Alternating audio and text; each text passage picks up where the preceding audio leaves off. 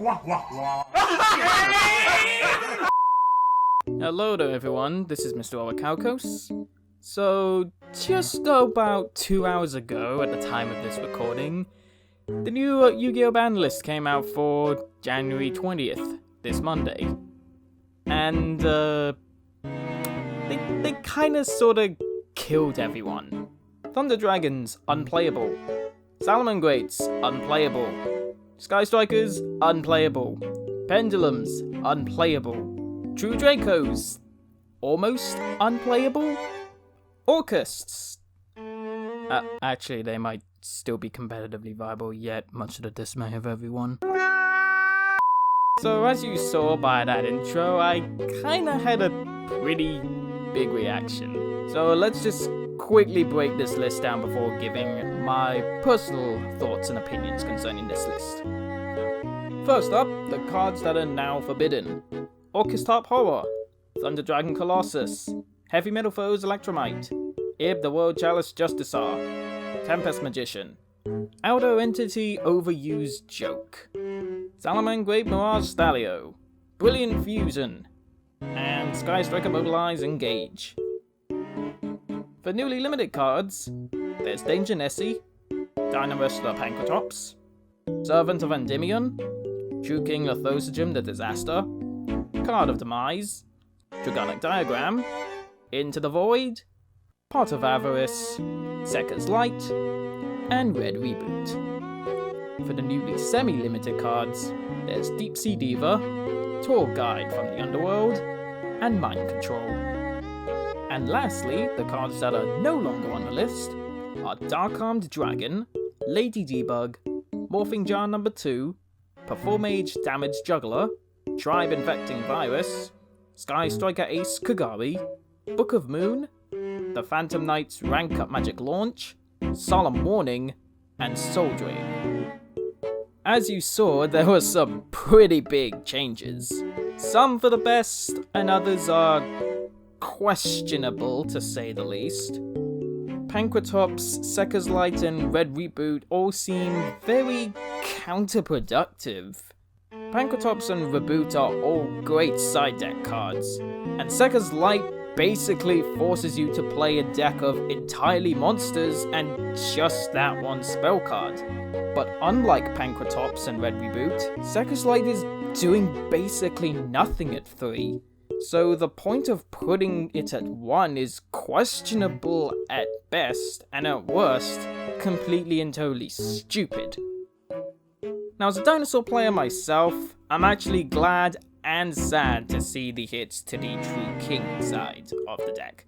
Lithosagem was fantastic, especially when Danglong was still around, but thankfully that's banned. But also having Diagram go straight to 1 from 3 is mainly a hit to True Dracos, and let's be real, everyone is happy to see True Draco get hit. Well, unless you're a True Draco player, that is. And if that's the case, you should really change to another healthier deck, you filthy degenerate. Though for the newly banned cards, I think it's safe to say that they're pretty much unanimously agreed on. Orcust is probably one of the more annoying meta decks, and it's about time that they finally got the nerf they deserved. Thunder Dragons was a bit harsh though. Banning Colossus was extreme. If anything, I personally would have put Colossus to semi-limited status. Some people would say limited, but semi-limited is my personal opinion. AZATHOT and Ib? Pfft, good riddance. Nobody liked you anyway. Mirage Stalio.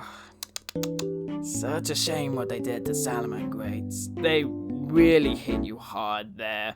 Because now you basically have no win condition. You are literally unplayable, and I feel very sorry for you Salad players. I genuinely do. Same can't be said, however, to the ban to Engage. Goodbye, good riddance, you will not be missed.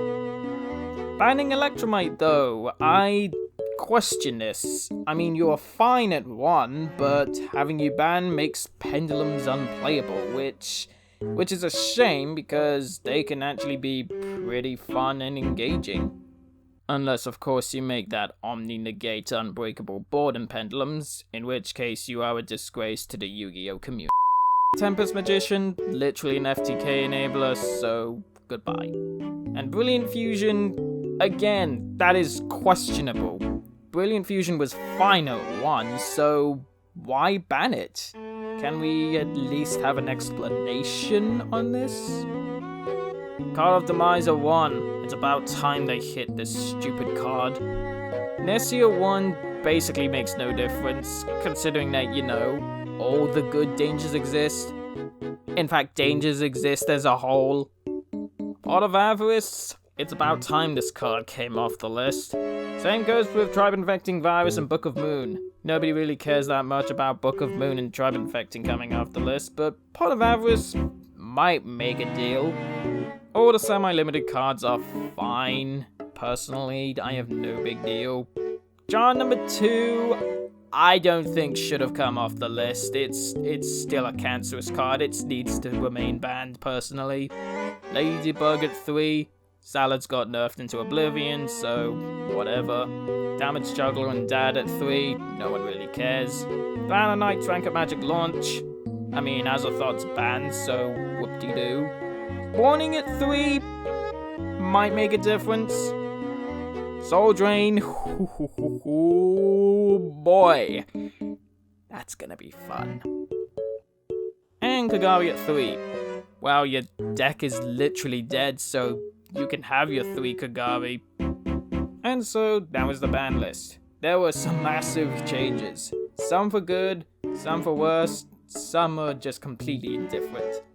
In terms of the competitive scene, I think the top decks will now end up being dinosaurs and dinosaur variants. Dragon Link, since they still have access to Dragon Ravine, probably one of the most busted field spells in the game, next to a Diagram and Cancer Mine. And I hate to say this, but I think Orcusts might stick around for just a little bit longer. How much longer for? We'll just have to wait and see. So yeah, that was my overall discussion and review of the January 2020 TCG ban list. Did you like it? Did you hate it? Are you completely indifferent? Do you even like this kind of Yu-Gi-Oh content from me? Whatever your thoughts and feelings are, feel free to let them know in the comments below. And I hope to see you again in a future video, whatever that may be. Until next time, this is Mr. Orichalcos signing out.